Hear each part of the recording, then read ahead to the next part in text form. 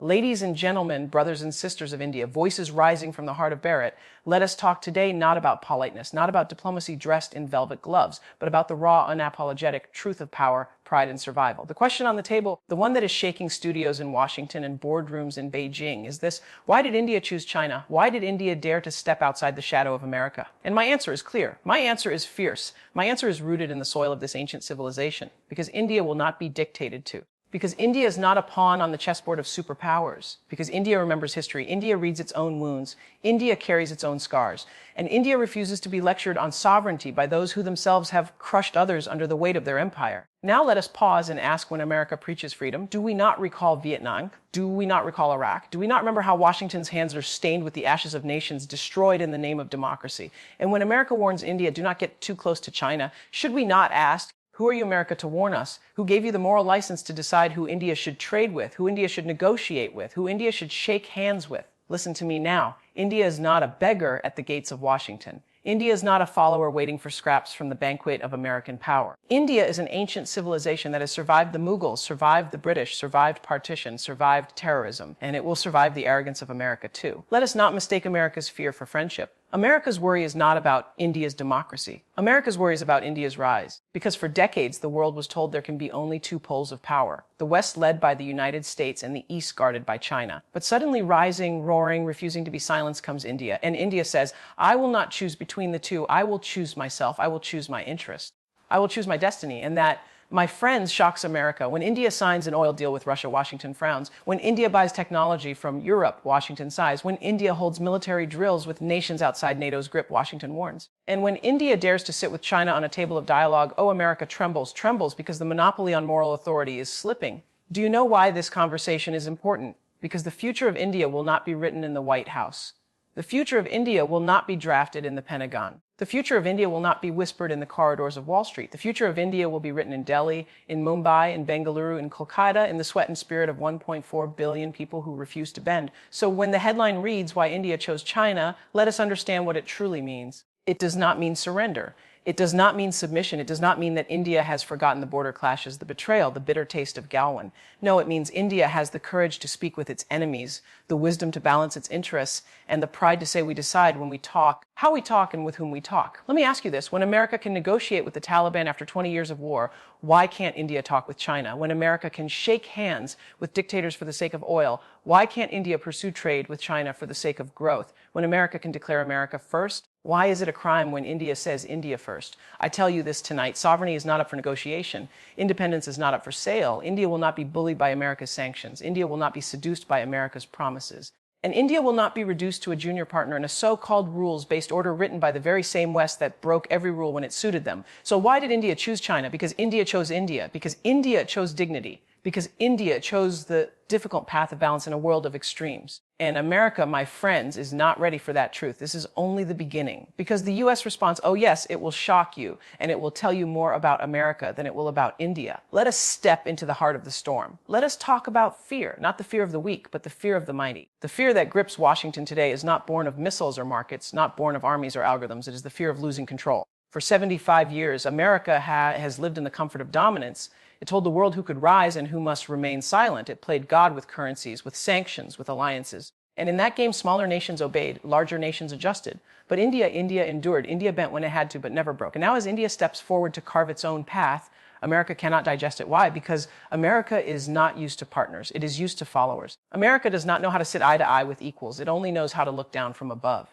And when India says no more lectures, no more warnings, no more ultimatums, Washington panics. Let us remind ourselves of history. In 1971, when India prepared to liberate Bangladesh, who stood against us? America sent the Seventh Fleet into the Bay of Bengal. They came not to protect democracy, not to save humanity, but to intimidate India. And yet did India bow? No. India marched forward because our cause was just, because our spirit was stronger than their threats. And today, 50 years later, the script repeats. America once again points its finger, once again threatens sanctions, once again says, choose us or else.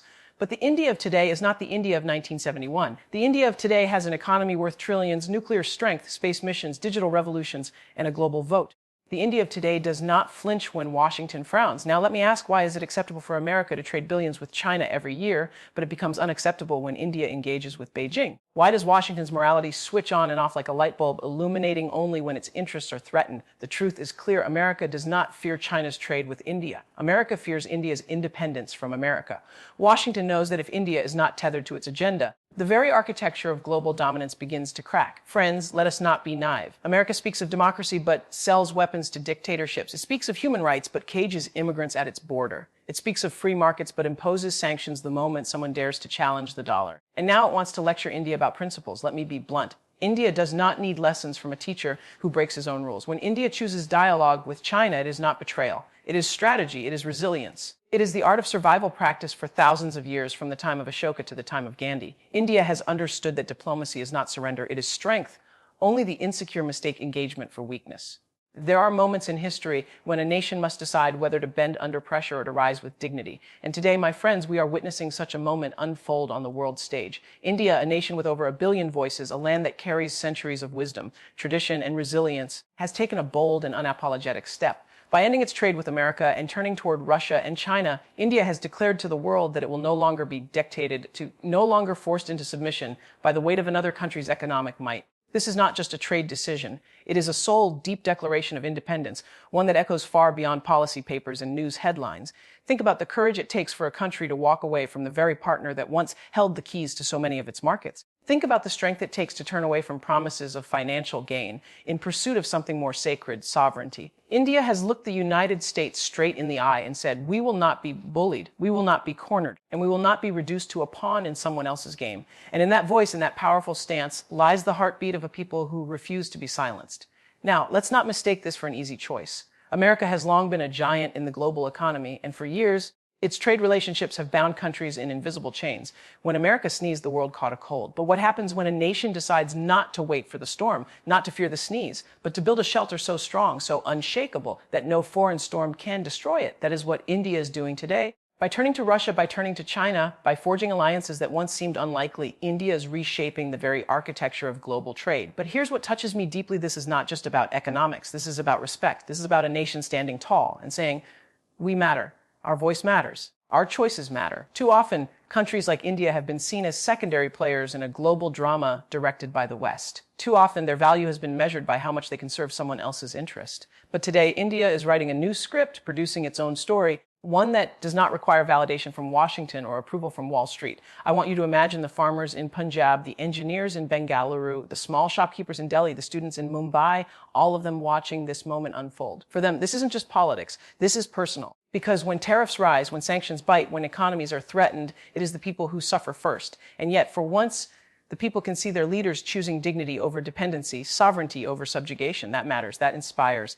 That transforms the way ordinary people see themselves and their future. So let me say this clearly, this is not the end of something. It is the beginning of a world where nations like India, Russia, China, and others yet to come stand shoulder to shoulder, not behind anyone, not beneath anyone, but as equals. It is the beginning of a story where power is shared, not hoarded, where respect is mutual, not demanded, and where the future is not dictated by one capital, but written by many. But you see, whenever a nation takes such a leap, there will be noise, loud, bitter, unsettling noise. Already, we hear voices in Washington calling India's decision a betrayal, labeling it reckless, accusing it of abandoning old friendships. Yet, my friends, let's ask ourselves honestly, what kind of friendship is it when one side holds all the power and the other side is expected to obey? What kind of relationship is it when America raises tariffs without warning, when it threatens sanctions at every disagreement, when it uses its economy not as a bridge, but as a weapon? That is not friendship. That is control dressed up as partnership. And India has chosen to no longer play along. This choice is not about turning away from America forever. It is about demanding respect in the present. It is about sending a message so clear that no amount of political spin can hide it. India will not allow itself to be humiliated, coerced, or manipulated in the name of trade.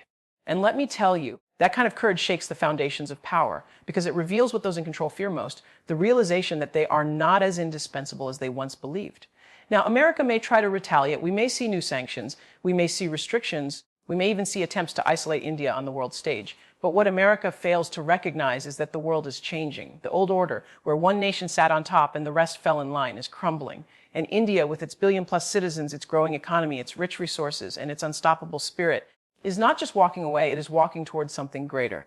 By aligning with Russia and China, it is choosing balance over domination, collaboration over coercion. And whether the West likes it or not, that is where the future is heading. But here's what I want you to feel in your hearts. This moment is not just about governments signing agreements. This is about ordinary people daring to dream bigger. Think of the young entrepreneur in Chennai who now sees opportunities in Moscow. Think of the farmer in Uttar Pradesh who might soon send his harvest to Shanghai. Think of the scientist in Hyderabad who can collaborate with partners in Beijing without fearing the weight of Western patents and restrictions. This is about opening doors that were once locked shut. This is about breathing in a new sense of possibility. And yet we must remember, change is never without sacrifice. India will face struggles. Prices may rise, supply chains may shift, industries may feel the shock, but growth is born out of discomfort. Transformation requires turbulence. Just like a caterpillar must endure the struggle of the cocoon before becoming a butterfly, nations too must endure storms before they can soar. India is not backing down. India is preparing to fly higher than ever before. And my friends, let me tell you, this story is not India's alone. Other nations are watching. Countries in Africa, in South America, in Southeast Asia, they are paying attention. They are seeing that it is possible to resist pressure, possible to chart a new course, possible to say no to being treated as less than. India has lit a fire, and that flame may just become the torch that guides a whole new world order. So when we ask ourselves, why does this matter? The answer is simple. Because this is bigger than trade. This is about justice. This is about equality. This is about rewriting the rules so that no nation, no matter how powerful, has the right to dominate another. And for that reason, for that courage, for that dignity, I say to India, the world is watching and the world is inspired. But let me tell you something. Friends, when a nation stands up to power, it doesn't just test the strength of its own resolve, it also tests the authenticity of its so-called allies. And right now, America's true colors are being revealed. For decades, Washington preached about freedom, democracy, and fair trade, yet when India dares to step away, what do we see? Threats, anger, retaliation. That is not freedom. That is fear. It is the fear of losing grip on a world that no longer bows to a single master. And it is in that fear that America lashes out. But India is not trembling. Instead, it is moving with calm, with purpose, with vision. Because when you have over 1 billion people who believe in the promise of tomorrow, you cannot be bullied into silence. India is saying, why we'll trade where we are respected. We will partner where we are valued. We will not settle for less. And that, my friends, is a declaration of independence on the global stage. Now, don't think for a second that Russia and China are mere substitutes or convenient alternatives. This is not about desperation. It is about strategy. Russia brings resources, energy, defense partnerships, and decades of resilience against Western sanctions. China brings manufacturing power, technology, and the weight of the world's second largest economy. And together with India's innovation, talent, and expanding market, what emerges is not just a partnership, it is a triangle of power capable of reshaping global trade routes, economic systems, even the balance of diplomacy itself. And here is the truth. America cannot stop it. For years, Washington has believed it could dictate the rules of globalization, but today those rules are being rewritten in languages and currencies America cannot control. Think about this: new trade agreements no longer need to be signed in dollars. They can be forged in rupees, rubles, and yuan.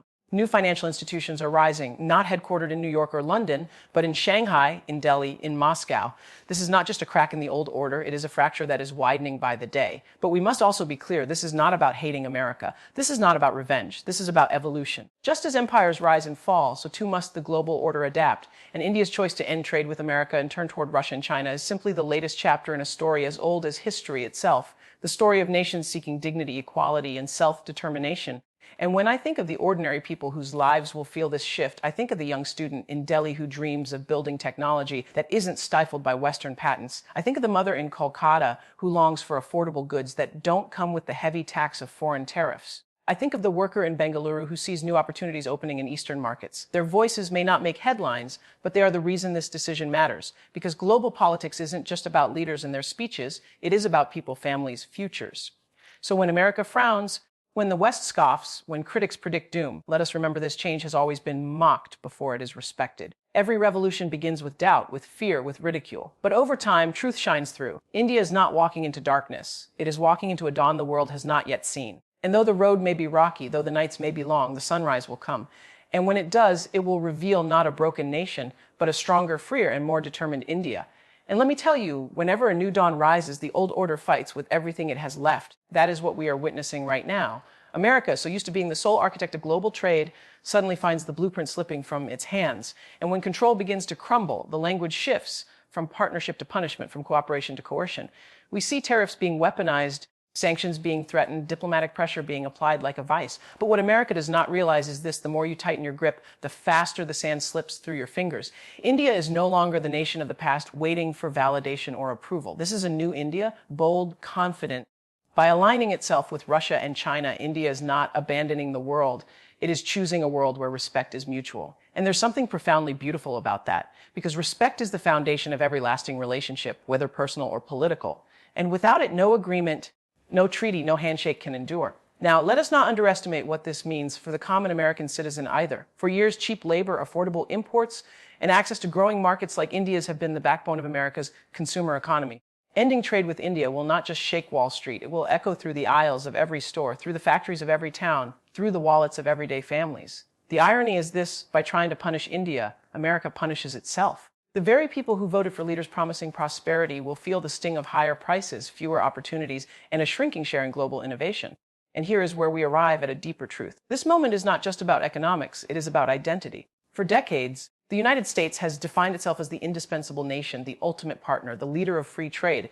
But when India, one of the largest democracies on earth, says no more, it challenges that identity. It forces America to confront a question it has long avoided. Can you be a leader if others are no longer willing to follow? And let me remind you, friends, India's decision did not happen overnight. It is the result of years, decades of imbalance, years of being pressured into deals that favored Western giants, years of having its technology, its pharmaceuticals, its agriculture undervalued, years of being told, wait your turn, play by our rules, accept our leadership. Well, now India is rewriting the rules, and its turn has come not by invitation or assertion. And think about the symbolism. A nation once colonized by Western powers, stripped of its resources, silenced in its voice, now standing tall and saying to the most powerful country in the world, we will not be used. That is not just politics. That is healing. That is history turning in favor of those who once bore its heaviest chains. That is justice, long delayed but finally arriving with thunder in its footsteps. So yes, there will be critics, there will be analysts predicting collapse, leaders warning of chaos, commentators shaking their heads in disbelief.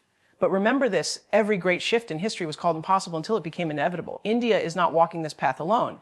With Russia and China by its side, with new alliances forming across Asia, Africa, and beyond, the impossible is already happening. The question is not whether America can stop it. The question is whether America can learn to live in a world where it is no longer the only voice that matters. And my friends, when you peel back the layers of this unfolding drama, you realize that what we are witnessing is not just a shift in alliances. It is a shift in the story of power itself. For so long, we were told that power meant dominance, that it meant dictating terms, that it meant one nation standing above all others. But what India is showing us is that true power is not in domination. It is in choice. The choice to walk away from a deal that insults your dignity. The choice to turn toward partners who value your worth. The choice to say, we will define our future, not have it defined for us. And let me tell you, that is a lesson far greater than politics. How many of us in our own lives have stayed too long at tables where respect was not served? How many of us have accepted crumbs when we deserved a feast? India's decision is a reminder that you do not have to stay where you are belittled. You have the right to rise, to leave, to build something better with those who see your value. And that is exactly what India is doing on the global stage.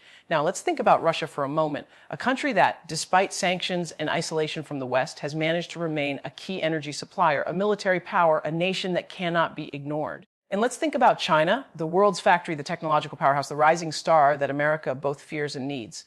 By stepping closer to these two giants, India is not just choosing partners, it is choosing leverage. Together, these three nations represent billions of people, vast natural resources, technological innovation, and military strength that can rival any alliance America leads.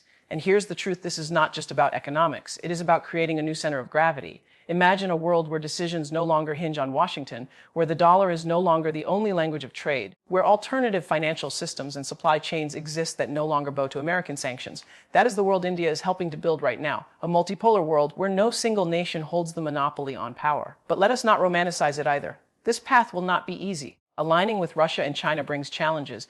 There are differences, there are tensions, there are histories of mistrust. Yet what binds them now is stronger than what divides them. The shared experience of being undermined, underestimated, and dictated to by Western powers. And in that shared experience lies a bond that America cannot easily break. And do you see the irony? America, in trying to isolate Russia and trying to corner China, has pushed them straight into India's embrace. The very strategy meant to weaken these nations has created the space for them to unite. It's as if the world has flipped the script, and the authors of yesterday's power dynamics suddenly find themselves reading lines they did not write. So when you hear this headline, India ends trade with America, turning to Russia and China, don't just hear it as a story about tariffs or contracts. Hear it as a story about courage. Hear it as a story about dignity restored. Hear it as a story about a nation that refused to let history repeat itself. A nation that looked back at centuries of exploitation and said, never again. Because this, my friends, is not just India's story. This is a story for every people, every nation, every soul that has ever been told to stay small. And so when we look deeper into this moment, we must understand that what India is doing is not only rewriting its own story, it is rewriting the world's. Because every time a nation dares to break free from the grip of dependency, every time a people stand up and claim their dignity, it ripples out across the globe. India is not just walking away from trade with America. It is walking toward an idea that sovereignty is sacred, an idea that respect is not negotiable, an idea that no matter how strong the other side appears, you are never powerless when you own your truth. Let us not forget, for years America played the role of gatekeeper, who could trade, who could prosper, who could rise. If you followed the rules, you were welcome. If you resisted, you were punished. That was the old game. But India is showing us the new game. And it is bold. It is saying we don't need permission to thrive. We don't need validation to lead. We will choose our allies, our partners, our future without fear. That, my friends, is the essence of freedom. And think about the symbolism here. America has often lectured the world about democracy, about fairness, about equality. Yet when it came to trade, it imposed terms that favored itself, tariffs that punished others, and deals that tilted the balance in its direction. India has called that bluff. India has looked America in the eye and said, your words no longer match your actions, and we will no longer play along. That kind of honesty, that kind of raw courage shakes the foundations of power because it exposes hypocrisy. Now picture this. Factories in India buzzing not with goods destined only for Western markets, but goods flowing to Asia, to Africa, to Latin America, building new connections, weaving new partnerships. Picture pipelines, railways, digital highways linking Moscow, Beijing, and New Delhi, bypassing old routes controlled by the West. Picture a world where technology, energy, food, and ideas flow in multiple directions, not just through one channel. That is not just trade, that is liberation. That is a new architecture of possibility. And here is where it becomes deeply personal. Because in our own lives, how many of us have been trapped in one channel? One source of validation, one paycheck, one relationship that defined our worth. And then one day we realize we have choices. We can walk away. We can build new alliances. We can craft a life that honors our dignity. India's boldness is a mirror for each of us, reminding us that the power to choose differently is always within our reach. But let's be real. America is not just going to sit quietly. Retaliation will come. Economic pressure will come. Political maneuvering will come. But India has counted the cost, and still it has chosen this path. That is the sign of maturity, of leadership, of vision. And it tells us something profound. The world we are entering is no longer about who is the loudest, who has the biggest military, or who controls the dollar. It is about resilience, about trust, about alliances built not on fear but on respect.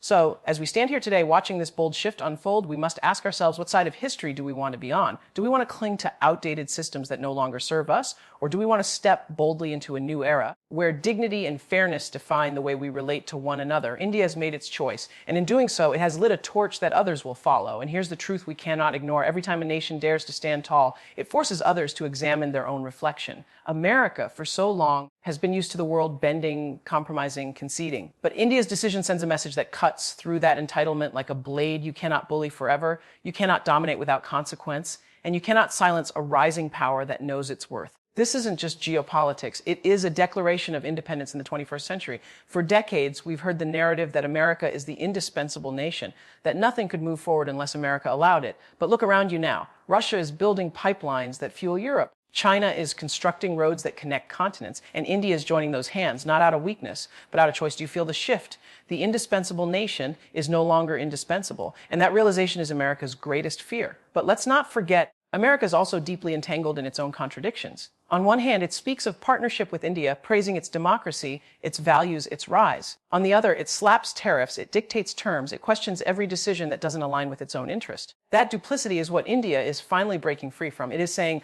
enough. If you see me as an equal, treat me as one. If not, we will build without you. And that, my friends, is what true power looks like. Not arrogance, not dominance, but self-respect. And think about what this means for ordinary people. It means cheaper oil, more trade routes, faster development, and greater independence from systems that have long kept them down. It means that when America tries to choke supply chains, there will be alternatives. It means when sanctions are used like weapons, nations will have escape routes. It means that the old monopoly on power is dissolving before our very eyes. This moment is not about isolation. It is about creation. India is not shutting the door. It is opening many doors. It is walking through corridors that lead to Moscow, to Beijing, to Africa, to Latin America. It is sketching new maps where the center of gravity shifts eastward and no single country decides the fate of all. And when that happens, you and I both know the entire world feels freer because the chains of dependency are being broken link by link. Now, we must ask ourselves, will America learn from this? Will it humble itself and embrace true partnership, or will it lash out, clinging tighter to a system that is crumbling?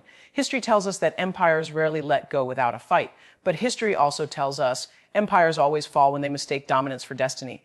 And this moment right here is America's wake-up call. India is showing us that strength is not about control, it's about choice. It's about having the courage to walk away when the deal no longer serves your people. And that is the lesson every nation, every leader, and every individual can carry into their own lives. You do not have to remain bound to a system that diminishes you. You can choose differently. And when you do, you shift the balance of power, not just for yourself, but for generations to come. And here's where the storm begins to gather, because America does not let go quietly. When a nation that has long held the whip of economic power feels it slipping from its grasp, the instinct is not to reflect but to retaliate. And you can already feel the tremors of that retaliation forming in the whispers of Washington, in the threats of new sanctions, in the talk of punishing India for daring to stand up. That is the reflex of an empire that cannot accept change. But let me tell you something, India has seen storms before. This is a nation that endured colonial exploitation for centuries, that survived partition, that overcame famine, that faced wars and still rose. So do you think a tariff war or a diplomatic snub is going to bend its knees now? No, because India has something far greater than fear. It has resilience woven into its history, into the very bones of its people. When you rise from generations of struggle, you do not tremble at the sound of threats. You stand taller. And America underestimates that. It believes that pressure will bring India back into line. But what Washington fails to see is that this isn't the old world anymore. This is a world where Russia can supply oil when others refuse, where China can provide infrastructure when the West holds back, where new alliances can bloom outside of the reach of traditional power, and every time America threatens, it only pushes India closer to those very partners it wishes to weaken. Do you see the irony? The more America resists India's independence, the faster it fuels the very partnerships that make it powerless. But here's the greater truth, this backlash is not just about India. It's about a system unraveling. Every sanction, every tariff, every punitive measure America considers, it sends a message to other nations too. Nations watching from Africa, from Latin America, from the Middle East. And that message is clear. If India can break free, why can't we? So what America sees as punishment may very well become inspiration. And that inspiration is more dangerous to American dominance than any weapon, any policy, any war. Because inspiration is contagious. It crosses borders. It lights fires in the hearts of leaders and people who have been waiting for a sign that change is possible. And India, through its bold defiance, is becoming that sign. It is becoming the spark. And once a spark catches, you cannot control where the flames will spread. So yes, the backlash will come. It will be loud. It will be aggressive. It will be filled with the weight of a superpower refusing to see its own decline. But India is not standing alone. It has Russia, it has China, it has partners who share its vision of a world less bound by one nation's grip. And most importantly, it has the unbreakable will of its people. That, more than anything, is what shields it from the storm. So let America hurl its threats. Let it tighten its fists. Let it attempt to wound. India has already walked away. And once you walk away from chains, you cannot be dragged back into them. That is the power of choice. And that is the courage of a nation that knows its destiny lies not in obedience, but in sovereignty. And now, my friends, we step into the part of the story that is bigger than India, bigger than America, bigger even than this one moment of economic defiance. Because when India walked away, it didn't just redraw a contract, it began to redraw the map of the global economy. Think about it, for decades, the center of financial gravity has tilted toward the West. Decisions made in Washington, London, Brussels, they echoed across continents. But the moment India turned toward Russia and China, it was as if a tectonic plate shifted beneath our feet. Because this wasn't just a trade adjustment, it was a signal that the world's largest democracy is willing to place its bets on a different future. By choosing Moscow and Beijing, India isn't simply finding new markets. It is helping craft an entirely new economic architecture, one that does not depend on the dollar, one that does not bow to Western banks, one that dares to say, we can build a system that works for us, not just for them. And that, my friends, is revolutionary. You see, when three giants, India, Russia, and China align, the ripple is not small. It stretches across Asia, across Africa, into South America, pulling nations in its orbit, nations who have grown weary of being dictated to, nations who long for trade without lectures, investment without conditions, cooperation without interference. And suddenly, they see in India's decision not a gamble, but a doorway to something freer, something more equal. And you better believe America feels the ground trembling beneath it, because what is at stake here is not just tariffs and trade routes. It is the very question of who writes the rules of the 21st century. For so long, America has written those rules. But when India turns away, it says to the world, we no longer need to play by them. And that kind of defiance doesn't just shake markets. It shakes the psychology of power. But here's the beauty in it. This new balance does not have to be about destruction. It can be about creation. It can be about nations finally standing shoulder to shoulder without one towering above the others. Imagine a world where Asia, Africa, Latin America rise in harmony, not as subjects, but as partners. That is the world India is inching us toward, one bold step at a time. And yes, there will be obstacles, there will be resistance, there will be those who try to paint this as reckless, as dangerous, as destabilizing. But let's tell the truth.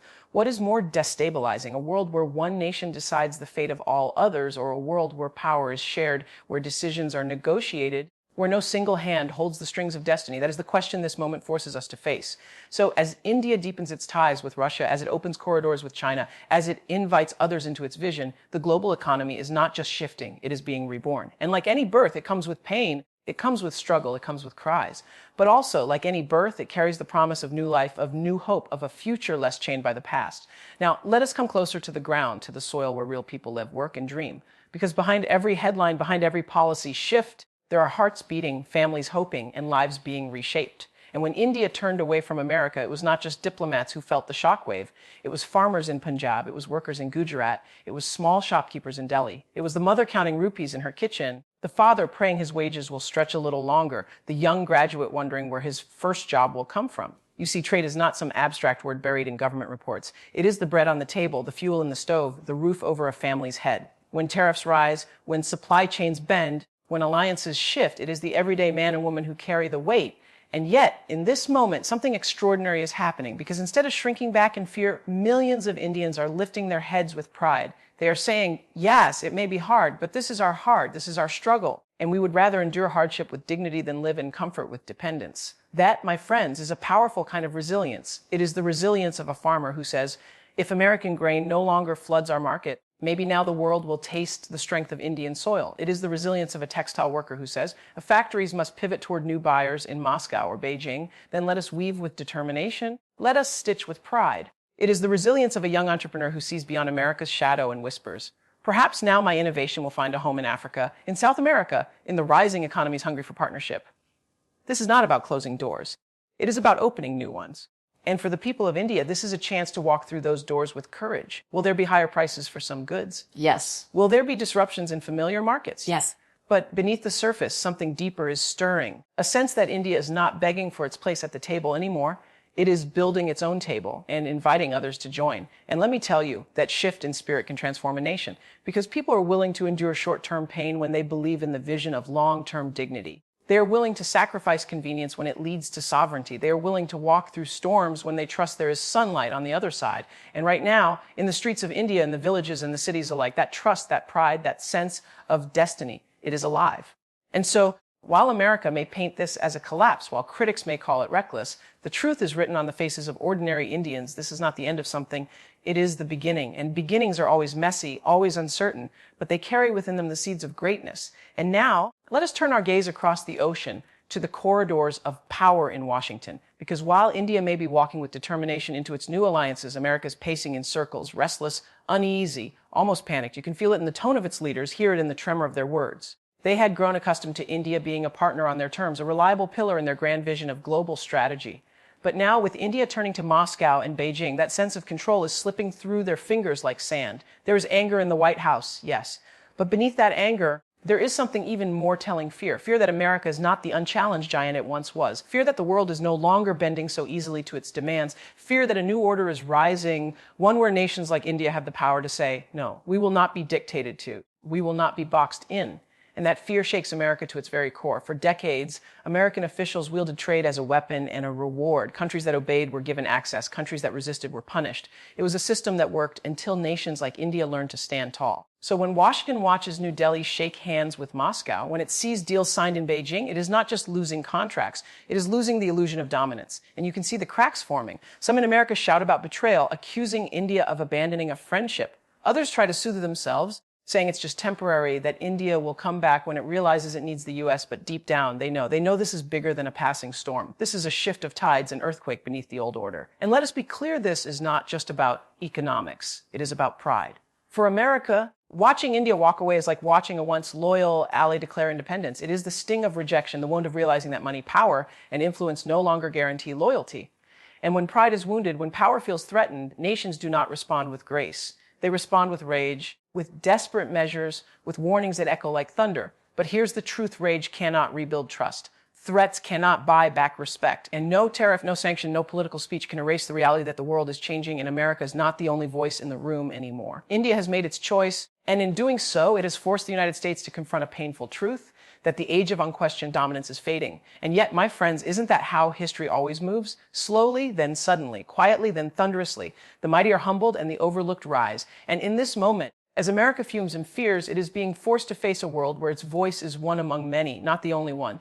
And so as America wrestles with its pride and its fear, let us shift our eyes eastward toward the two nations waiting with open arms, Russia and China. Because where one door closes, another opens, and India has stepped boldly through. You see, Russia and China have been watching, waiting for this moment, almost like patient players at a chessboard, anticipating the move that would tip the balance in their favor. And now that moment has arrived.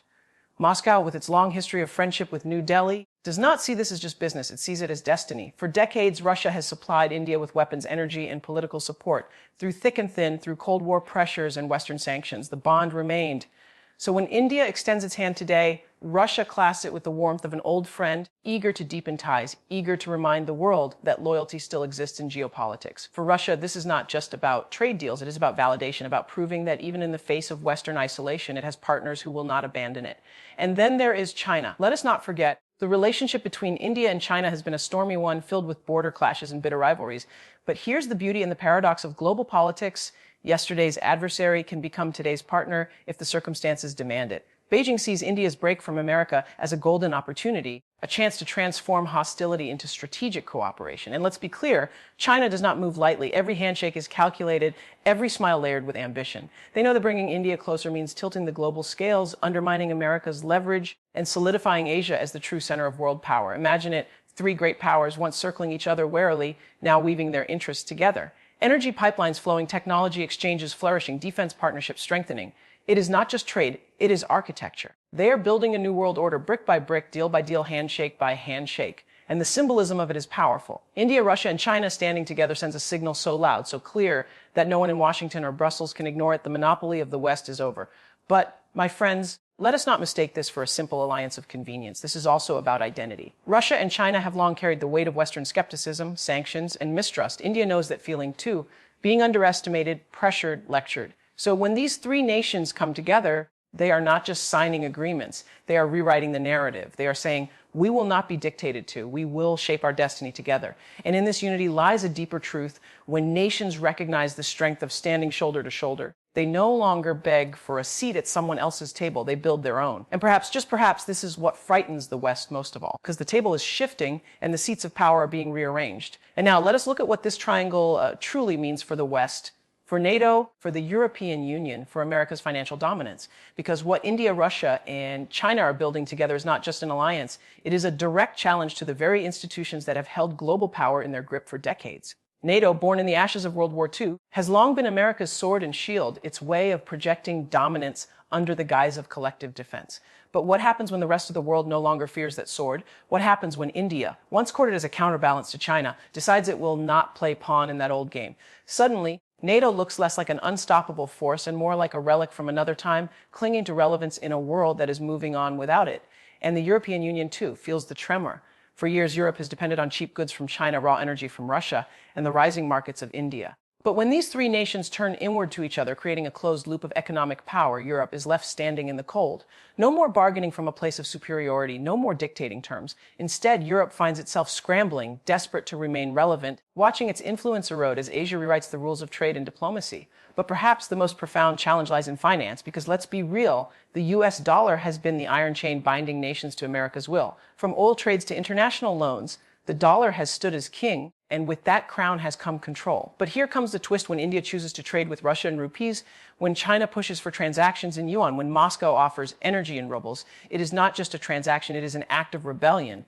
It is a dismantling of the dollar's empire brick by brick. Imagine the panic in Wall Street boardrooms, the unease in Washington corridors as the foundation of their global leverage begins to crack. Because if the dollar loses its dominance, America loses its greatest weapon. Not its military, not its technology, but its power to dictate terms simply because it controls the currency of the world. And what India has done by turning its back on U.S. trade is accelerate that shift in a way the West never expected. This is why the move stings so deeply. Because it isn't just about tariffs or imports, it's about the unraveling of a system that was built to keep America at the top. India, Russia, and China together are saying we will no longer be chained. We will no longer measure our worth in dollars. We will build a system that reflects our power, not your dominance. And when the institutions that once seemed untouchable begin to tremble, when NATO looks less united, when the EU feels less secure, when the dollar feels less stable, that is when the world knows change is not coming. It is already here. And yet, my friends, while governments clash and currencies battle for supremacy, we must never forget where the ripple truly lands, on the shoulders of ordinary people. Because behind every statistic, behind every policy, there are farmers in Punjab wondering how they will sell their wheat. There are workers in Detroit wondering if their factories will close. There are families in small towns from Bihar to Texas wondering if their children will inherit stability or struggle. That is the truth nobody in high offices wants to admit. The decisions of nations are felt most deeply in the kitchens and living rooms of the people. Take America, for example. For decades, Americans have grown accustomed to cheap imports from India. Textiles, medicines, raw materials that kept prices lower and shelves stocked. But when trade shuts down, when India says no more, those prices rise. And when prices rise, who suffers first? Not the billionaires on Wall Street, not the politicians who sit in leather chairs, but the single mother in Ohio trying to stretch her paycheck, the retired couple in Florida counting every dollar. Suddenly, foreign policy isn't just headlines. It's the grocery bill, the rent, the medicine cabinet. And in India, too, the impact is raw and real. There are farmers who once sold their goods into American markets, small business owners who once shipped textiles, artisans whose crafts once crossed the oceans. They now face the challenge of finding new buyers, new partners. But here is where India's courage shines through,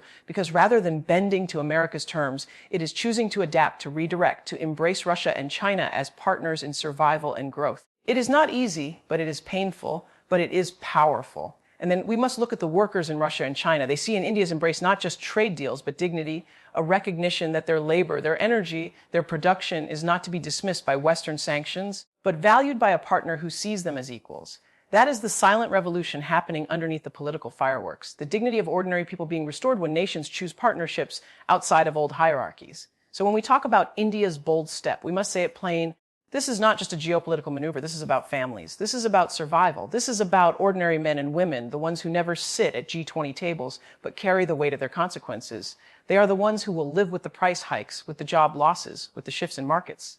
And yet, they are also the ones who will live with the benefits when new alliances bring new opportunities, when sovereignty brings fairer systems, when dignity replaces dependence. And so when India looks to Russia and China, it is not only speaking to governments, it is speaking to the people of the world. We see you. We know you bear the weight. We will not let you be crushed by a system that only serves the few. And now, my friends, we step into the shadows of fear, not just America's fear, but the fear echoing across its allies. Because when India makes a move this bold, the tremors are not contained to Washington alone. They travel swiftly across oceans, shaking the halls of Tokyo, Canberra, and even Berlin. For decades, these allies saw India as the balancing power, the one stronghold that could counterbalance China's rise in Asia. And now that bridge seems to be shifting under their feet. Japan, with its close ties to the United States, has always looked to India as a partner in the grand strategy of keeping the Indo-Pacific free from domination. But imagine the unease today as leaders in Tokyo whisper behind closed doors, wondering if India leans toward Beijing. Where does that leave them? The very ally they counted on to help resist China's influence is now building handshakes and trade routes with the dragon itself. That is not just strategy. It is survival unraveling. Australia, too, feels the sting. The Quad Alliance, once heralded as the shield of democracies, India, the United States, Japan, and Australia now looks fragile, because how do you hold a shield together when one of its strongest arms has turned away? How do you rally for unity when India's sovereignty demands it choose its own path? And so in Canberra, there are voices trembling with anxiety. If India leaves us, if India sides with China and Russia, are we standing alone? And then, my friends, Europe feels it in a different way. For them, India was not just a partner in defense, but in markets, in growth, in a future less dependent on China. And yet now, as India tilts toward Moscow and Beijing, the chancelleries of Europe ask themselves a hard question: will the balance of power forever tilt eastward, leaving the West scrambling to catch up? But let us name the deeper truth: this fear is not really about alliances or treaties. It is about the collapse of an illusion, the illusion that the West would always dictate the terms of global power. It is about the realization that the nations once viewed as developing are no longer waiting for permission to rise. They are rewriting the rules of the game. And India has just shown that it is willing to walk off the board if the rules no longer serve its people. And so the fear in Washington, Tokyo, Canberra, Brussels is not simply the fear of losing a partner. It is the fear of losing control. Because if India can do this, if India can defy, then what stops Africa? What stops Latin America? What stops Southeast Asia from saying the same? That, my friends, is the storm beneath the storm. And now, beloved friends, when fear grips the mighty, retaliation soon follows. America, bruised in its pride and desperate to prove that its dominance still matters, does not sit quietly. No, Washington gathers its playbook of punishment, the same one it has used for decades on nations who dared to defy. And in those pages are words sharp as dagger: sanctions, restrictions, isolation. These are not weapons of war, but they cut just as deep. They aim to suffocate economies, to starve industries, to send a message that rebellion comes with a price. So we hear whispers across Capitol Hill: if India turns from us, let us strike at their technology. Let us block their access to critical chips, to advanced weapons, to financial systems. Let us squeeze where it hurts most. And in that moment, my friends, you can almost hear the arrogance of history repeating itself, as if America believes it can still bend the will of a billion people with the stroke of a pen. But here is where the story takes its turn, because India, unlike so many before, is no longer vulnerable to these games. It has built its reserves.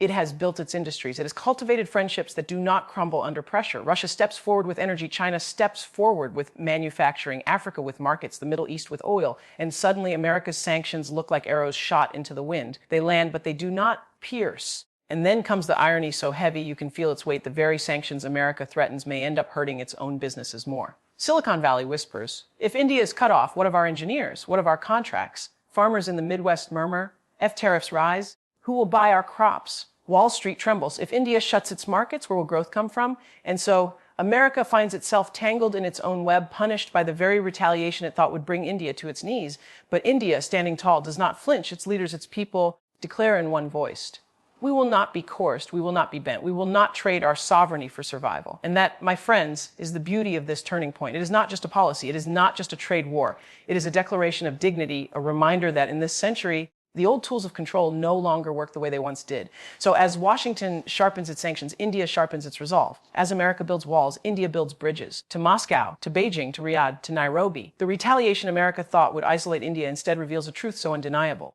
The world is larger than Washington, and power is no longer a monopoly. And my friends, here is where something extraordinary begins to unfold. For decades, the nations of the global south, those often dismissed as developing, those long trapped under the weight of foreign dictates, have carried their pain in silence. They watched as their resources were taken, their voices ignored, their sovereignty traded for aid that came with invisible chains. But when India stands tall, when India dares to walk away from America's grip and chooses its own destiny, a spark travels across continents. It is not just policy, it is inspiration. From the bustling markets of Nairobi to the oil fields of Nigeria, from the farmlands of Brazil to the deserts of the Middle East, leaders and citizens alike whisper the same truth. If India can resist, why can't we? For so long, power was seen as belonging to a select few, the West, the wealthy, the mighty. But India's defiance becomes a mirror reflecting back to the world that strength is not the monopoly of one region. It lies in the collective courage of many who dare to say, enough. And you can feel the tide shifting. In Africa, leaders begin rethinking their trade deals, demanding terms that respect their sovereignty. In South America, governments start questioning the debts that chained them to Washington and its institutions. In the Middle East, whispers of a new financial order grow louder, backed by oil and ambition. And all of it, my friends, fueled by the fire that India lit. This is not rebellion, it is awakening. For too long, these nations were told they must accept their place, that they could not rewrite the rules. But now, inspired by India, they see themselves not as pawns, but as players on the great chessboard of geopolitics. They see that they too have cards to play: resources, markets, populations, resilience. And when they come together, they do not just resist, they transform. What once was called the Third World begins to see itself as the New World. A world not begging for approval, but demanding respect. A world not waiting for permission, but building its own destiny. And America, used to standing on the stage alone, suddenly finds the chorus of voices rising against its solo. This unity does not form overnight, but it begins with courage, and India, with its bold stand, provides the spark. It shows the powerless that they were never truly powerless. It shows the silence that they were never voiceless. It shows the forgotten that history was always waiting for them to claim their place. And in that moment, beloved, we realize something powerful, that one nation's defiance can become a movement, and that movement can shake the very foundations of global order. And oh, beloved, when a movement begins to rise, when voices that were once quiet start to echo across the world, you better believe that those who have long held power feel the tremors beneath their feet. America, that mighty giant, suddenly senses that the ground it has stood on for nearly a century is no longer steady. Washington, so used to calling the shots, finds itself watching as the global South rewrites the script. You can almost feel the panic in the corridors of power. Meetings behind closed doors stretch into the early hours of the morning. Advisors whisper, about containment strategies, about how to pull nations back into the orbit of American influence. And yet, the more they strategize, the more they realize something chilling. The old tricks no longer work. Threats of sanctions, nations shrug. Lectures on democracy, they ring hollow after decades of hypocrisy. Military posturing, it only fuels resentment, uniting those who once stood divided. It's like watching a magician whose illusions have been exposed. The spell is broken and the audience no longer claps. America's currency, once the unquestioned backbone of the world, now faces challenges. Countries start talking of trade in yuan, in rubles, in rupees. America's dominance in technology and defense begins to feel less like an unbreakable shield and more like a fragile facade. The empire, though still vast, shows cracks. And fear, yes, fear, seeps to the American psyche. For so long, it believed it could not be challenged. For so long, it thought its dominance was permanent, ordained. But now, every headline, every announcement of new alliances between India, Russia, China, and beyond sounds like thunder rolling across the horizon. And the question echoes in Washington's halls, what if the world is moving on without us? But my friends,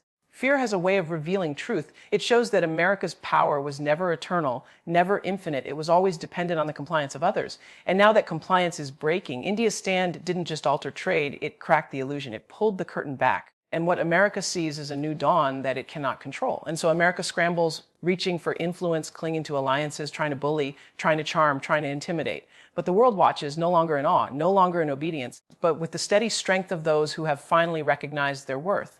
This is America's nightmare, not invasion, not war, but irrelevance. A world where its dominance is no longer assumed, where nations stand up, speak out, and move forward without waiting for approval from Washington. And that, my friends, is what India has unleashed.